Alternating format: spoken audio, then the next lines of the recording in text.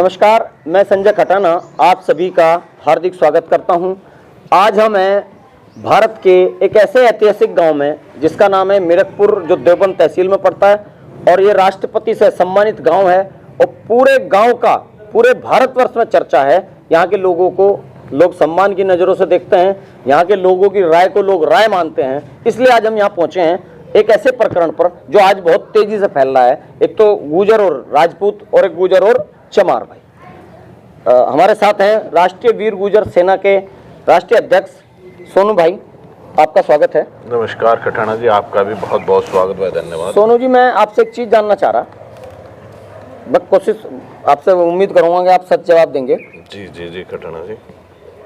अभी गुर्जरों की एक यात्रा निकली थी जी, उसका ठाकुरों ने विरोध किया, या मीर भोज के विरोध को लेके, विरोध से पहले क्या जिस तरह की तनातनी आज है ऐसी ठाकुरों के बीच थी गुर्जरों के? देखिए, गुर्जर समाज ने तो हमेशा महत्वता दी और कहीं ना कहीं ये विवाद उन्होंने ही शुरू किया।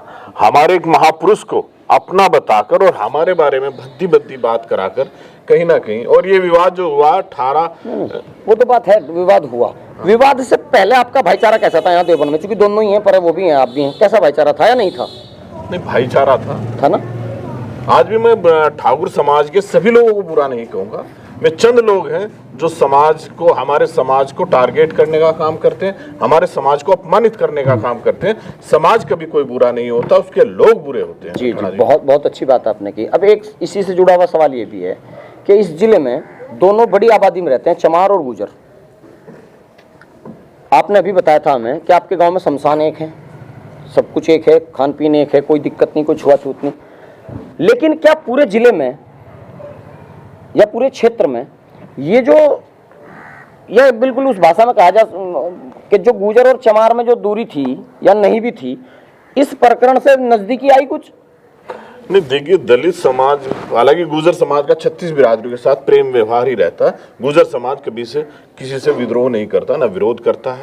जब बात मान सम्मान की आए तो बात और होती है, वरना सभी 36 बिरादरियों और समाज, जो गुर्जर समाज के गाँव में जो आबादी रहती हैं, और चाहे वो बाल्मीक हों, दलित हों, या और भी जो इस तरह की बिरादरियां रहती हैं, उनका सम्मान और लगाव गुर्जर समाज के साथ रहता है। उनके हर दुख सुख में गुर्जर समाज उतनी ही भूमिका निभाता है जितनी अपने समाज के अंदर। मैं अपने ही गांव की मिसाल दूं। मेरा गांव इस जिला सहारनपुर क्या, उत्तर प्रदेश बल्कि पूरे देश का एक जाना माना गांव है। एक गुर्जर बाहुल्य है, इसमें 95% लोग गुर्जर हैं, लेकिन हम उसके बावजूद हमारी समानताएं बराबर है। और इससे बड़ा कोई उदाहरण नहीं हो सकता कि हमारे गांव में एक ही शमशान है, उसी में गुर्जर को जलाया जाता है और उसी में अदर बिरादरी को जलाया जाता है। बहुत अच्छी बात है ये तो। मेरा जो सवाल है ना, क्या दोनों समाज नजदीक आ रहे हैं या कुछ नेताओं की तरफ जा रहे हैं? नहीं, देखो, हम में और इनमें गठबंधन तो पहले भी था। मैं बात करूं हमारी ये देवबंद विधानसभा सीट, जो आज़ादी के बाद लगातार ठाकुरों के पास ही रही है। सिर्फ 2 कारण छोड़ दिए जाएं, एक 77 के करीब थे मौलाना उस्मान, और एक 2007 में मनोज चौधरी बने थे, और एक 1.5 साल के लिए मावी अली बना था। वरना ठाकुरों के ही पास आज भी यहाँ ठाकुर ही विधायक है। लेकिन 2007 में जब यहाँ मनोज चौधरी का गुर्जर का टिकट हुआ था तो दलित बसपा से हुआ था, और दलितों का गठजोड़ होकर वो पहली बार विधायक बने थे इस ठाकुर सीट पर। आपका जो क्षेत्र है देवबंद विधानसभा में आता है, जी जी, यहाँ ठाकुर विधायक बनता है। और मेरे ख्याल में इस चुनाव में, जहाँ तक मेरी जानकारी है, चौधरी राजेंद्र सिंह जो इसी गांव से संबंध रखते थे, उन्हें इस क्षेत्र के गुर्जरों ने वोट ना देकर भाजपा के ठाकुर को वोट दी। जी हाँ, सच है? सत्य है। गंगो विधानसभा आपकी बिल्कुल बराबर की विधानसभा है। जी, गंगो पे ठाकुरों ने किरत को जिताया, किरत गुर्जर है। यानी कि अगर ये कहा जाए कि गंगो पे गुर्जर ठाकुरों की मदद से जीता और देवबंद पे ठाकुर गुर्जरों की मदद से जीता, अगर ये दोनों समाज अब की बार इस चुनाव में अलग अलग रहे तो यहाँ क्या नतीजा देख रहे हैं आप? देखियो, गंगोगी और मैं देवबंद की बात बता दूं, हमारे समाज ने अपने को हराकर भाजपा को या कुंवर ब्रजेश सिंह को वोट दिया, अपने समाज को हराकर। लेकिन गंगो के पास ऐसा कोई विकल्प नहीं था कि दूसरे उनका कोई समाज का व्यक्ति वहां खड़ा था। वहां गठबंधन से हमारी समाज के चौधरी इंद्रसेन खड़े थे, चौधरी यशपाल सिंह जी के पुत्र, तो उनके पास तो कोई ऑप्शन नहीं था। नहीं, ऑप्शन नहीं, मैं अगली बात कह रहा, अगर ये दोनों समाज अलग अलग वोट की, गंगो पे ठाकुर ने वहां वोट ना किया और यहाँ पे गुजर ने इनको वोट ना दिया तो क्या रिजल्ट देख रहे हैं आप आने वाले चुनाव? नहीं, हमें तो वोट देते नहीं। मैं राजेंद्र सिंह के चुनाव में रहा, ठाकुर समाज की एक वोट भी भूले से नहीं मिली समाज को। राजेंद्र गंगों सिंह पे तो को मिली नहीं, गंगों पे तो ऑप्शन ही नहीं था उनके पास। नहीं, हटाना जी। अगर वो ऑप्शन कर लें, मुस्लिम भी तो है आगे भविष्य में, कह रहा मैं, अगर ये दोनों समाज अलग अलग चले गए तो भविष्य में क्या वो देख रहे हैं आप, दोनों जीत पाएंगे या कोई और ही समीकरण बनेगा? नहीं, समीकरण देखो आज तैयार हो रहा है, बल्कि मैं क्योंकि तो भाजपा ये आरोप लगा रही, मैं खुल के आपको बताऊं, भाजपा ये कह रही है कि दोनों जगह मुस्लिम जीतेंगे, वहां भी काजी परिवार जीत जाएगा और यहाँ फिर मावियाली जीत जाएगा। कहीं ऐसा तो नहीं इस लड़ाई के पीछे कोई और तीसरा मजा ले रहा हो? नहीं नहीं नहीं, ऐसा कुछ नहीं। मैं देवबंद विधानसभा की सीट की बात करूं, यहाँ 45,000 गुर्जर है, जबकि ठाकुर तो 22,000 है, और इसके प्लस 80,000 दलित है। तो अगर दलित और गुर्जर मिल जाए तो लगभग ये एक 25 के करीब हो रहे हैं, तो हम बढ़त में हैं। चलिए हम उसी सवाल पर अपने वापिस आ जाते हैं। जो चर्चा थी वो चमार और गुजरों का भाईचारा है, ये सामाजिक स्तर पर तो है, राजनीतिक स्तर पर नहीं था। वो बसपा की तरफ जाते थे, हम अन्य इधर उधर घूमते थे। आपको लगता है कि अब राजनीतिक स्तर पर भी ये भाईचारा बनेगा?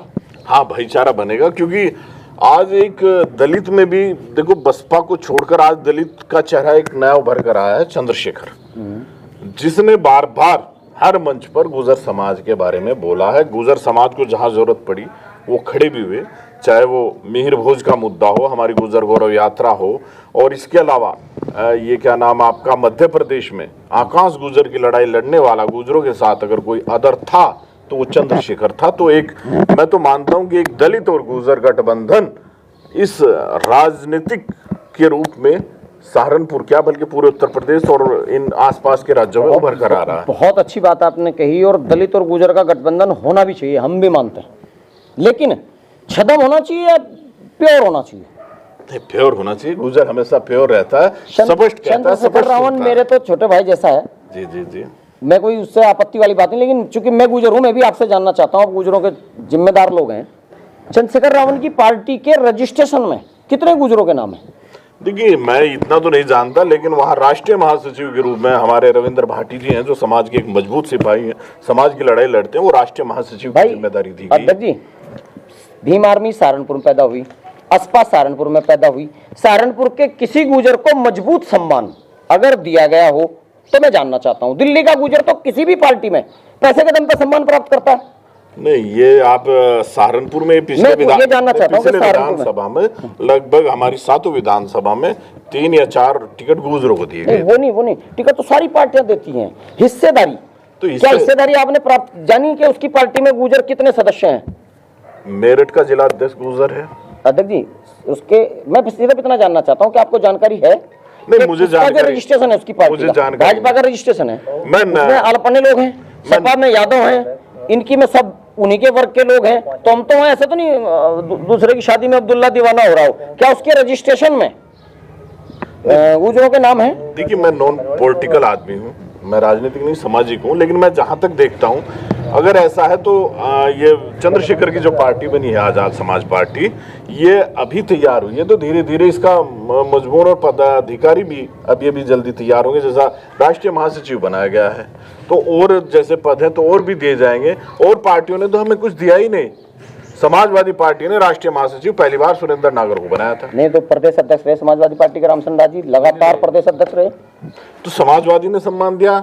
उसके अलावा आज तक कोई प्रदेश अध्यक्ष किसी पार्टी में मुझे तो नजर आ नहीं। आपकी क्या राय है कि गुजर को जहां भी जुड़ना चाहिए उस पार्टी के मकान में किराएदार की तरह जुड़ना चाहिए या हिस्सेदार की तरह? नहीं, हिस्सेदार। तो क्या क्योंकि किराएदार तो हम बहुत दिन रह चुके हैं, तो अब तक गुजर समाज किराएदार के रूप में ही राजनीतिक रूप से किराएदार। तो ऐसा तो नहीं कहीं आपको लगता कि यहाँ भी किराएदारी हो? नहीं नहीं नहीं नहीं नहीं, क्योंकि ये आज गुजर समाज के पास भी कोई ऑप्शन नहीं है। हर समाज के पास अपनी एक पार्टी है, लेकिन हमारे गुजर समाज के पास वो भी पार्टी नहीं है। तो आज कहीं ना कहीं चंद्रशेखर के रूप में, क्योंकि उस अकेला व्यक्ति तो कोई भी नहीं चल सकता, साथी की उसे भी जरूरत है और हमें भी है।